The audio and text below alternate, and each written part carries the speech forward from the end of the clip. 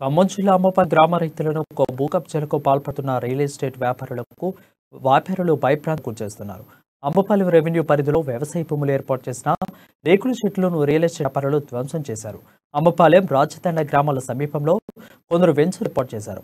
వెంచులకు పక్కనే ఉన్న భూమిలో రైతులు కొన్నేళ్లుగా సాగు చేసుకుంటున్నారు. అయితే ఆ భూమిని అమ్ముకోవాలని రియల్ ఎస్టేట్ వ్యాపారులు రైతులపై ఒత్తిడి చేస్తున్నారు.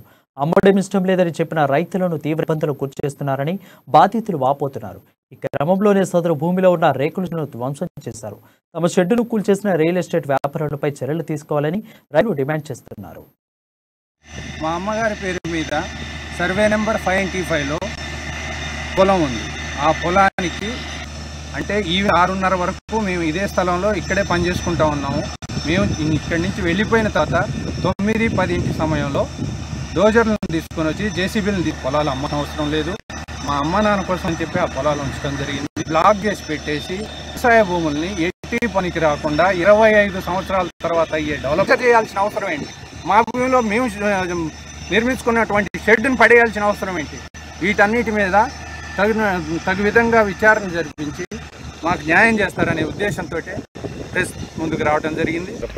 పక్కన ఉంది, దీన్ని అమ్మట్లేదని మా మీద ఫిజికల్గా అటాక్ చేయటం మొన్న తీసుకొని వచ్చారు. అమ్మట్లేదు కాబట్టి చేశారు. వీళ్ళకి అమ్మట్లేదు, వాళ్ళ వెంచర్కి అడ్డం వస్తుందని చెప్పి ఇది జేసీబీలు తీసుకొచ్చి మేము మా షెడ్ని ఇక్కడ ఉన్న షెడ్ని మామూలుగా ఉన్న షెడ్ని కూల్చేసి మొత్తం వేసుకొని వెళ్ళిపోయారు. జేసీబీ తోటి కూల్చేశారు.